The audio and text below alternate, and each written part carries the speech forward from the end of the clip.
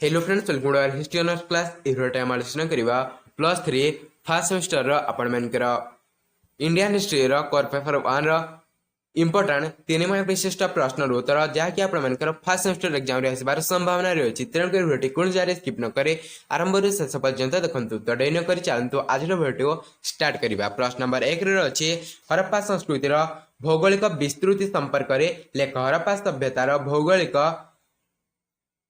विस्तृति संपर्क में लेख। तो आपण मैंने उत्तर लिखिबे हरप्पा संस्कृति केवल सिंधु नदी कूल सीमित नथिला, यह भारत एवं भारत बाहर मध्य विस्तृत थिला। यह पश्चिम रे अफगानिस्तान मुंडी ठारू आरंभ करी पूर्व रे उत्तर प्रदेश आलमगिरीपुर पर्यंत विस्तार लाभ करथिला। यह उत्तर रे जाम्मू स्थित मुंडा ठारू आरंभ करी दक्षिण रे गुजरात रो नर्मदा नदी मुहाण रे अवस्थित भगतरब पर्यंत विस्तृत थिला।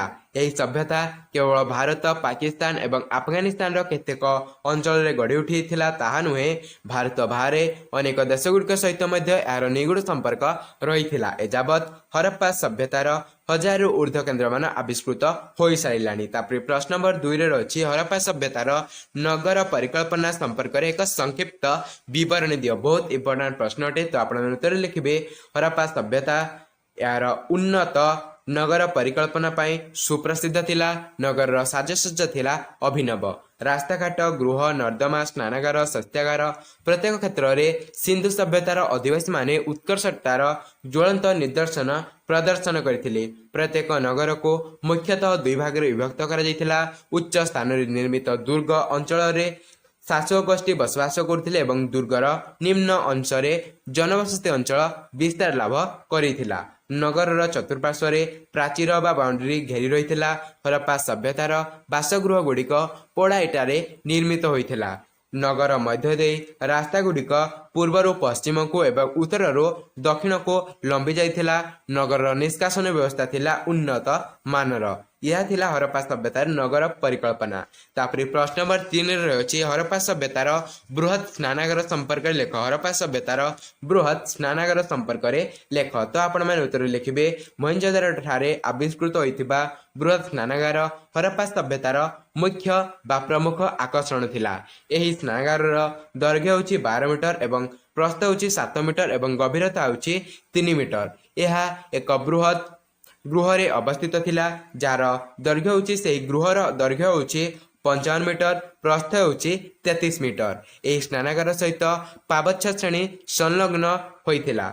स्नानागार को पानी जोगाइबा पई निकटस्थ एक कोठरी रे एक बृहत कूप मध्य रहिथिला। नाଳ साइज रे स्नानागार मध्य को पानी प्रवेश करथिला एवं अन्य एक नाଳ दे स्नानागार दूषित पानी निष्कासित हेउथिला। यही बृहत स्नानागार राजन्य वर्ग आदि अभिषेक अथवा पुरोहित गोष्ठी मानक विभिन्न पूजार्चना पाई उद्दिष्ट थिला बोली ऐतिहासिक माने मत व्यक्त करिथांती।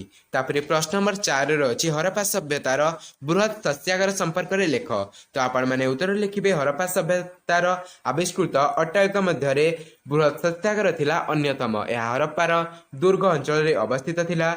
यह अनेक गुड़िए प्रस्तर चट्टान को नहीं गठित होइथिला। प्रत्येक चट्टान दैर्घ्य थिला 16 मीटर, प्रस्थ थिला 6 मीटर। यही बृहत शस्त्रागार दक्षिण रे थिबा केतोटी गोलाकार चट्टान को शस्य अमल अग्न रूपे चिन्हित करा जायथाय। बन्या, बात्या, मड़क आदि प्राकृतिक दुर्विपाक रक्षा पाई यही शस्त्रागार व्यवहृत होइथिला।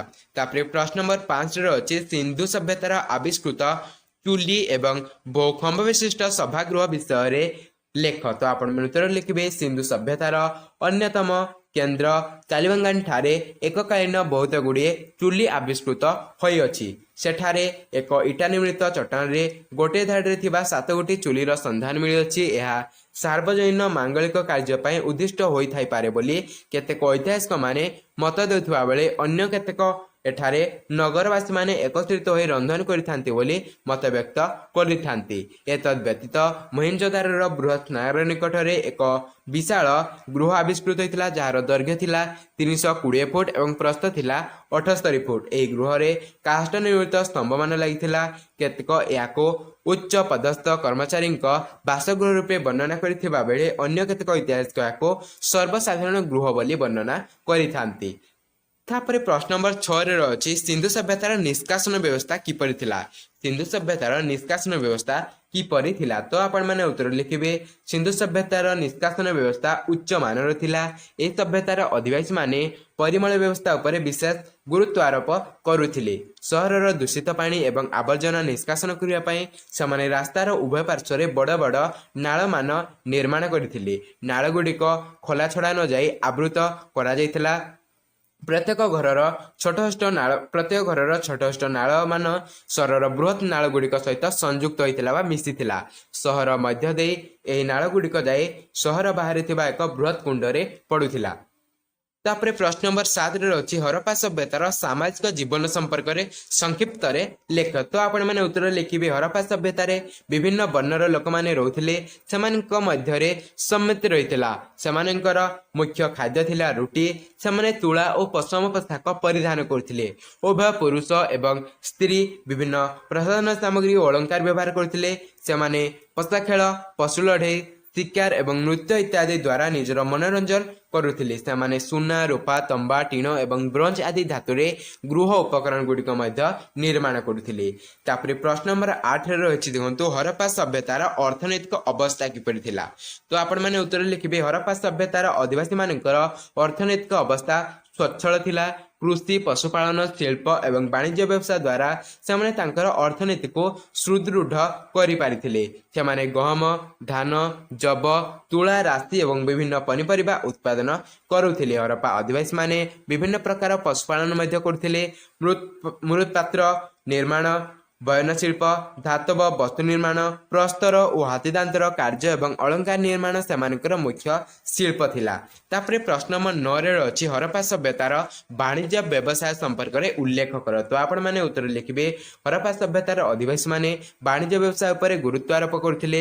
ସେମାନେ ଭାରତ ମଧ୍ୟରେ ଏବଂ ଭାରତ ବାହାରେ ବିଭିନ୍ନ ଦେଶ ସହିତ ବାଣିଜ୍ୟ ସ୍ଥାପନ କରିଥିଲେ। ଭାରତ ବାହାରେ ସୁମେର, ଆକାଦ, ମିଶର ଓ ମେସୋପୋଟାମିଆ ସହିତ ସେମାନଙ୍କର ବାଣିଜ୍ୟ ସମ୍ପର୍କ ଥିଲା। ବ୍ୟବସାୟ ବାଣିଜ୍ୟ କ୍ଷେତ୍ରରେ ସେମାନେ ମାପ ଓ ଓଜନ ବ୍ୟବହାର କରୁଥିଲେ। ଏହି ସଭ୍ୟତାର ଅଧିବାସୀମାନେ ଗହମ, ଯବ, ବିଭିନ୍ନ ଶସ୍ୟ ଏବଂ କାର୍ପାସ ବସ୍ତ୍ର ଆଦି ରପ୍ତାନି କରୁଥିବା ବେଳେ ସୁନା, ରୂପା ଏବଂ ମୂଲ୍ୟବାନ ପଥରମାନ ଆମଦାନୀ କରୁଥିଲେ। ହରପ୍ପା ସଭ୍ୟତାର ଅଧିବାସୀମାନେ ଉଭୟ ସ୍ଥଳ ଏବଂ ଜଳପଥରେ ବାଣିଜ୍ୟ କାରବାର ମଧ୍ୟ କରୁଥିଲେ। ତାପରେ ପ୍ରଶ୍ନ ନମ୍ବର 10ରେ ରହିଛି ହରପ୍ପା ଅଧିବାସୀମାନଙ୍କର ଧର୍ମ ବିଶ୍ୱାସ ସମ୍ପର୍କରେ ଲେଖ। ତ ଆପଣମାନେ ଉତ୍ତର ଲିଖିବେ। ହରପ୍ପା ଅଧିବାସୀମାନଙ୍କର ଜୀବନରେ ଧର୍ମ ଏକ ଉଲ୍ଲେଖନୀୟ ଭୂମିକା ଗ୍ରହଣ କରିଥିଲା। ସେମାନେ କୃଷି ଉପରେ ନିର୍ଭର କରୁଥିବାରୁ ଉତ୍ପାଦନ ସମ୍ବନ୍ଧୀୟ ଦେବଦେବୀଙ୍କୁ ଆରାଧନା କରୁଥିଲେ। ତେଣୁ ସେମାନେ ସୃଷ୍ଟିର ଉତ୍ସ ମାତୃଶକ୍ତି ଆରାଧନା ଉପରେ ଅଧିକ ଗୁରୁତ୍ୱ ଦେଉଥିଲେ। ପଶୁପତି ବା ଶିବ ଥିଲେ ହରପ୍ପା ଅଧିବାସୀମାନଙ୍କର ଆରାଧ୍ୟ ଦେବତା। ସେମାନେ ମଧ୍ୟ କେତେକ ଗୁଡ଼ିଏ ପଶୁଙ୍କୁ ପୂଜା କରୁଥିଲେ। ସିନ୍ଧୁ ସଭ୍ୟତାର ଅଧିବାସୀମାନେ ସୂର୍ଯ୍ୟ ଉପାସନା କରୁଥିବାର ଜଣାଯାଏ। ତାପରେ ବୃକ୍ଷ ଉପାସନା ଏବଂ ଜଳପୂଜା ଥିଲା ହରପ୍ପା ସଭ୍ୟତାର ଅନ୍ୟତମ ବୈଶିଷ୍ଟ୍ୟ। ହରପ୍ପାର ଅଧିବାସୀମାନେ ମୃତ୍ୟୁ ପର ଜୀବନ ଉପରେ ମଧ୍ୟ ବିଶ୍ୱାସ କରୁଥିଲେ। ତ ଏହା ଥିଲା ଆପଣମାନଙ୍କର ହରପ୍ପା ସଭ୍ୟତା ବା ସିନ୍ଧୁ ସଭ୍ୟତାର ଇମ୍ପୋର୍ଟାଣ୍ଟ 3 ମାର୍କ ବିଶିଷ୍ଟ ପ୍ରଶ୍ନର ଉତ୍ତର। ତ ଭିଡ଼ିଓଟିକୁ ଏଥିରେ ଆମେ ସମାପ୍ତ କରିବା। ଭିଡ଼ିଓଟି ଯଦି ଭଲ ଲାଗିଲା ଭିଡ଼ିଓରେ ଗୋଟେ ଲାଇକ୍ ଦେବେ ଏବଂ ସାଙ୍ଗସାଥିମାନଙ୍କ ସହ ଅଧିକରୁ ଅଧିକ ମାତ୍ରାରେ ସେୟାର କରିବେ। ତ ଦେଖା ହେବା ଆଉ ଏକ ନୂତନ ଭିଡ଼ିଓରେ। ସେ ପର୍ଯ୍ୟନ୍ତ ଜୟ ଜଗନ୍ନାଥ।